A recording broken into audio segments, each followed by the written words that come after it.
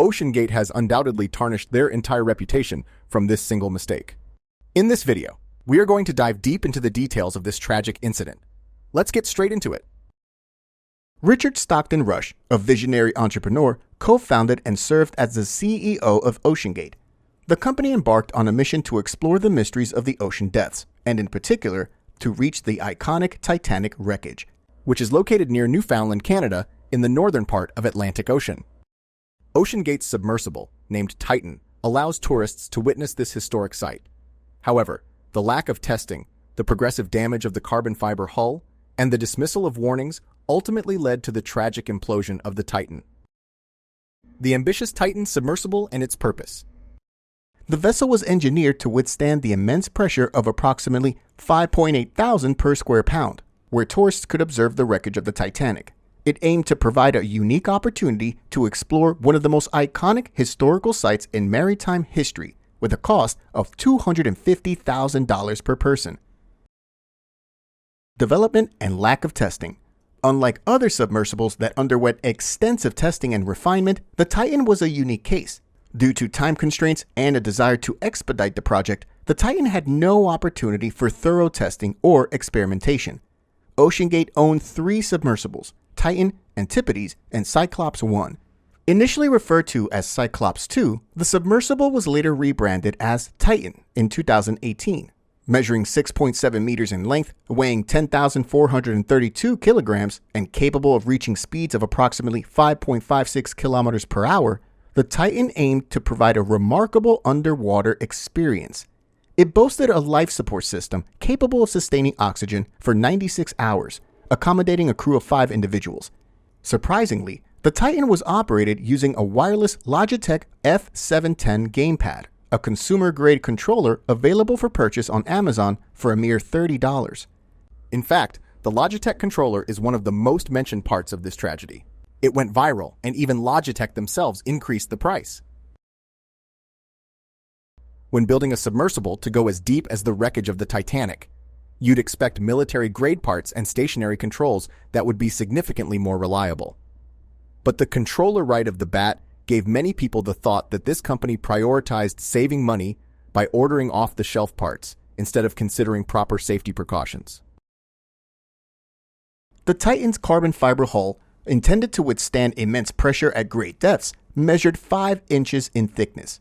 However, unlike steel and titanium, carbon fiber exhibits progressive damage.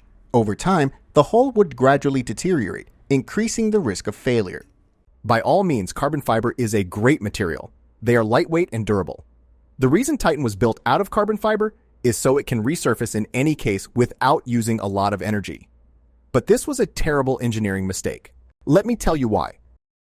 Carbon fiber is durable with internal pressure. When going for deep-sea exploration, all forces are external. Now here's how metal or titanium would react to external pressure. You can see that it bends. But compare it to carbon fiber, it slowly gets damaged, and then it breaks. In some cases, it even shatters. It bore the weight of 5.8 kpsi, which can be likened to the pressure exerted by over 200 elephants standing atop each other, or 400 times the pressure experienced at sea level. This is what James Cameron, the deep-sea explorer and director of the iconic movie Titanic, said about the catastrophe. All the disadvantages come into play. So if you're using a uniform material like steel or titanium or ceramic or acrylic, you can do computer modeling with a high degree of accuracy and confidence. The second you start doing carbon composite or any kind of composite materials, you're introducing 2 materials that are in contact with each other. The filament itself and then the epoxy matrix that it sits within. And at that point, you have degradation failure. Ignored warnings and safety concerns. Tragically, the Titan's ill-fated journey commenced with the loss of contact a mere 1 hour and 45 minutes after the initial dive. An extensive international search and rescue operation ensued. The rush to launch the Titan, coupled with a lack of scientific expertise regarding the requirements of reaching Titanic's depth, contributed to the belief that the submersible would be successful. Despite warnings from experts and former employees, Richard Stockton Rush, driven by his ego and a disregard for safety, ignored the concerns regarding the Titan's flaws. Many individuals who voiced their worries were brushed aside, including an engineer named Rob McCallum, who was fired due to his dissenting opinion and apprehension about Rush risking his life aboard the submersible. The crew members aboard the Titan during its tragic voyage included British businessman Hamish Harding, French diver Paul-Henri Nargoulet, Richard Stockton Rush, Pakistani billionaire Shahzada Dawood, and Dawood's 19-year-old son, Suleiman Dawood. In a BBC interview, Suleiman's mother revealed a heartbreaking information.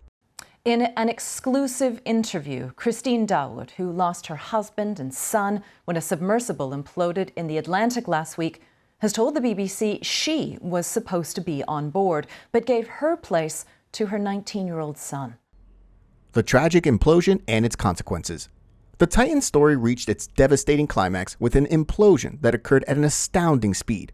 The crew members on board were unaware of their impending demise as the submersible collapsed inwardly, moving at a rate of approximately 670 meters per second. This collapse occurred far too swiftly for the brain to register any pain signals, and as a result, the crew members died without experiencing pain. The implosion triggered the ignition of hydrocarbon vapors present within the submersible, leading to an explosion that engulfed all the crushed fragments, reducing them to ashes. The intense temperatures, akin to those on the surface of the sun, combined with the tremendous pressure, crushed the bodies of the crew members. Aftermath and lessons learned. Following the tragic incident, the wreckage of the Titan submersible revealed presumed human remains, as reported by the U.S. Coast Guard. As a consequence, Oceangate has suspended all their operations. It was later revealed that popular YouTuber Mr. Beast had also been invited to join the Titan expedition, but declined, unknowingly sparing himself from the horrific fate that befell the crew. The ill-fated journey of the Titan submersible, developed by Oceangate, highlights the consequences that arises from a combination of ambition, negligence, and an unwavering ego. Rushed development, lack of testing, and a dismissive attitude towards safety warnings led to the tragic implosion and loss of life. The story of the Titan serves as a somber reminder of the critical importance of prioritizing safety, adhering to established protocols, and valuing expert advice in high-risk ventures. The legacy of the Titan submersible should prompt society to reflect on the importance of responsible exploration, where safety must always take precedence over ego-driven pursuits. We've reached the end of the video. Thank you for watching. This is my first time making a documentary-style video. Let me know in the comments if I missed out on anything, or anything I can improve on for next video. I'd greatly appreciate your feedback.